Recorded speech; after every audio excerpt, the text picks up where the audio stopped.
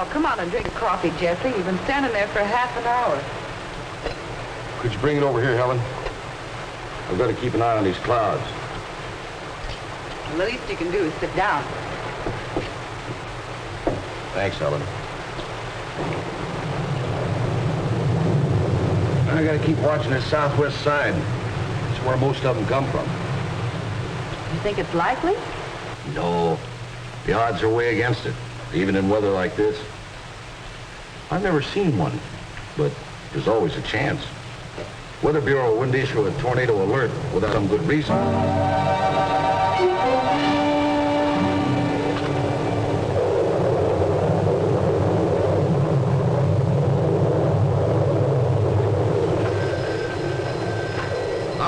Operator, this is an emergency call. I want the Elmville Weather Bureau, main 2100.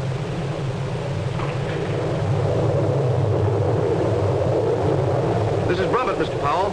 Tornado about a mile east of the Winton pumping station. Moving fast your way, northeast. Yes, the bottom is touching the ground.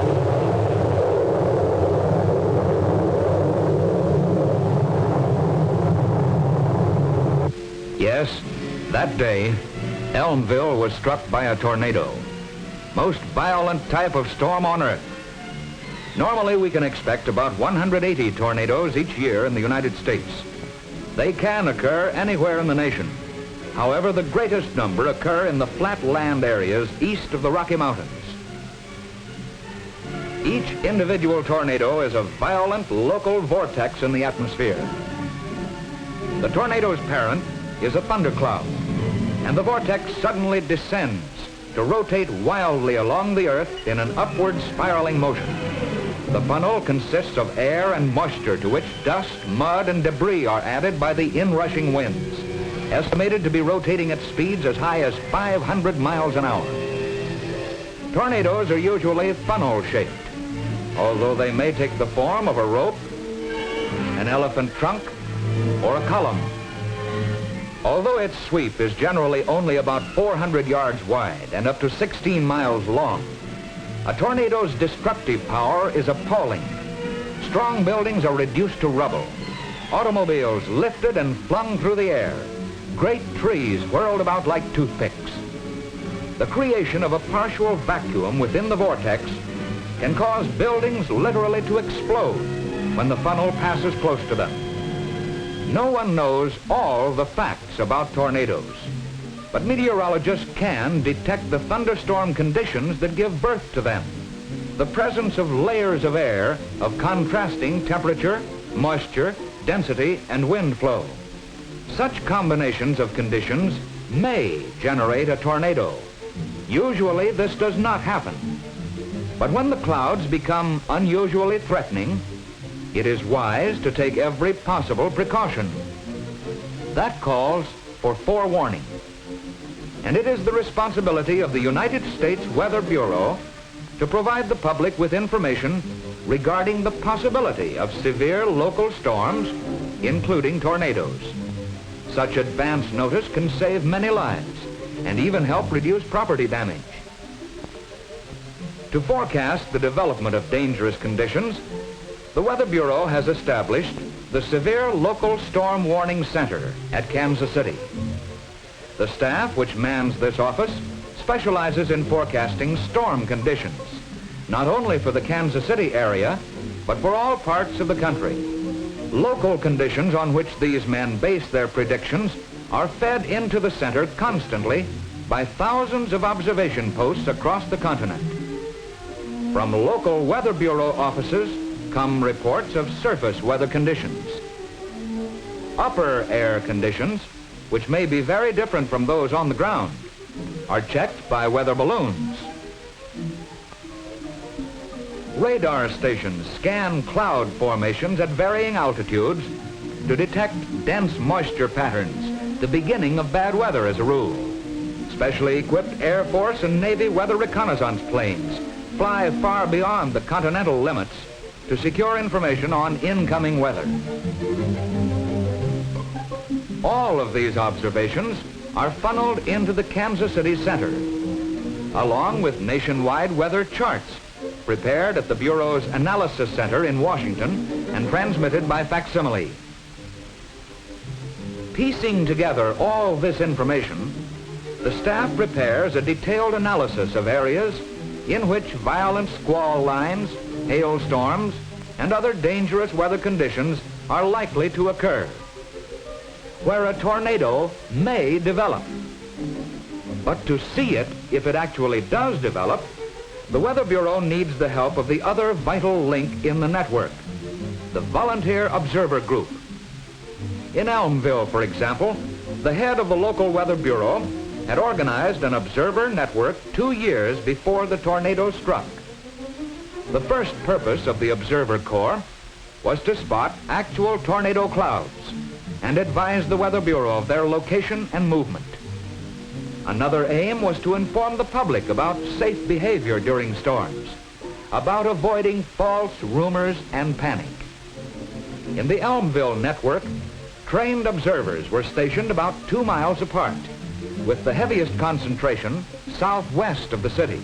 All were pledged to watch any questionable weather, to report promptly to the Weather Bureau any dangerous-looking storms. One of them was Jesse Brummett, whose farm was located southwest of Elmville. One warm, muggy day in May, the forecasters in the Kansas City Center became concerned about conditions in an area to the southwest. These men have a heavy responsibility. They cannot needlessly alarm the public. But when loss of life may be possible, their duty is clear.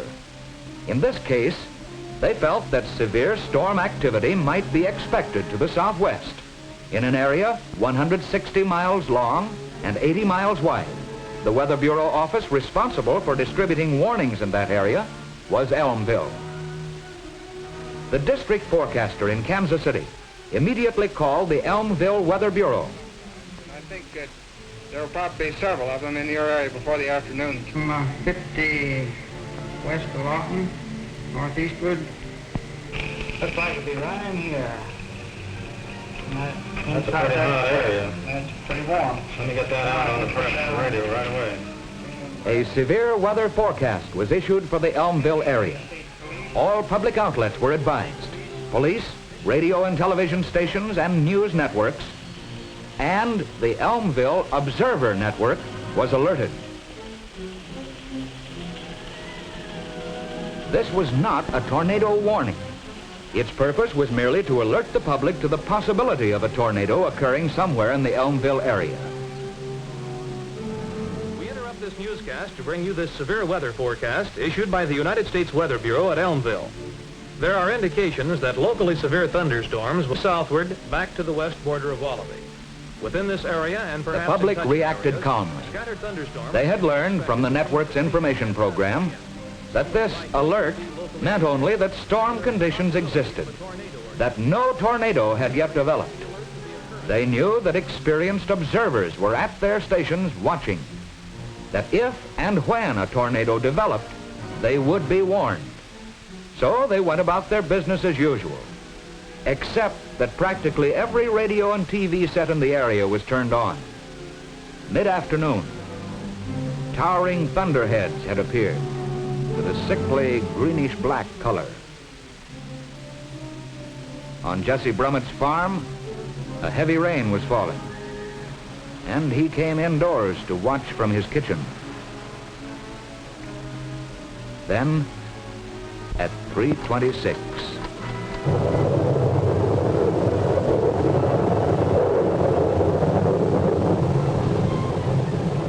This is Brummett, Mr. Powell. Tornado about a mile east of Winton Pumping Station. A mile east of Winton Pumping Station. Looks like a bad one. Okay, we'll take it from there. this was it. Brummett's call gave Elmville nearly 30 minutes to get ready. Powell and his assistants issued an immediate tornado warning to all communities in the path of the storm.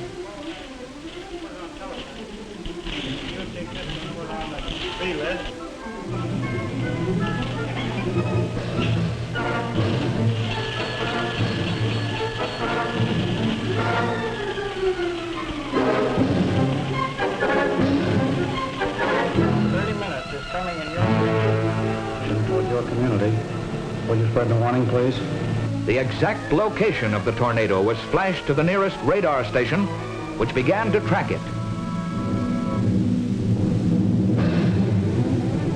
What they saw were echoes from a number of storms over a radius of many miles. But most important, the peculiar S-shaped echo of the tornado cloud Brummet had spotted. Now, they could follow its path and report any change of speed or direction. Meanwhile, warned by television, radio, and telephone, the public followed tornado safety rules. Those with storm cellars had the best protection.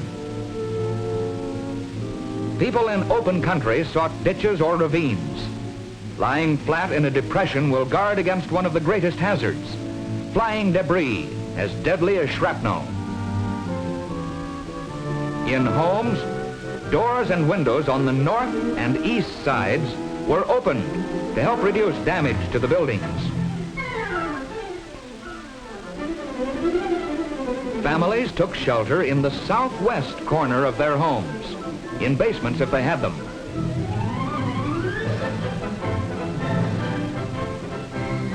In apartments, office buildings, and factories, people moved to prearranged positions against inside walls on the lower floors.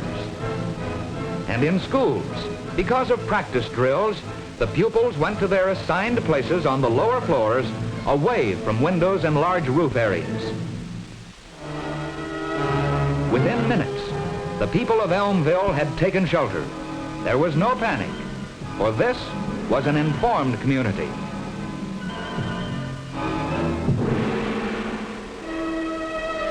Five minutes later, the tornado roared into the city.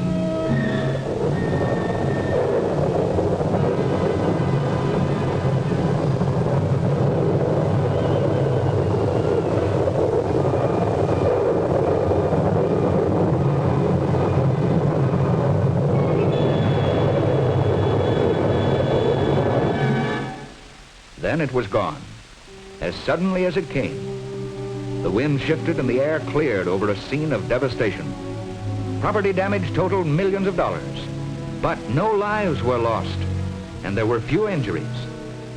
Without the Weather Bureau warning, without the local storm warning network, without the calm cooperation of an informed public, the toll might have been tragically high. Nothing can prevent a tornado or any other storm, but the United States Weather Bureau is predicting their approach with ever-increasing accuracy. A large part of the tornado safety program is in the hands of the public. Every community in an area subject to these storms should have an active local warning network. If you live in such an area, support your local network. If you don't have one, start one. The nearest Weather Bureau office will furnish detailed information and assistance. Such self-reliance may save the lives of your family, your friends, and your neighbors if you are ever in the path of a tornado.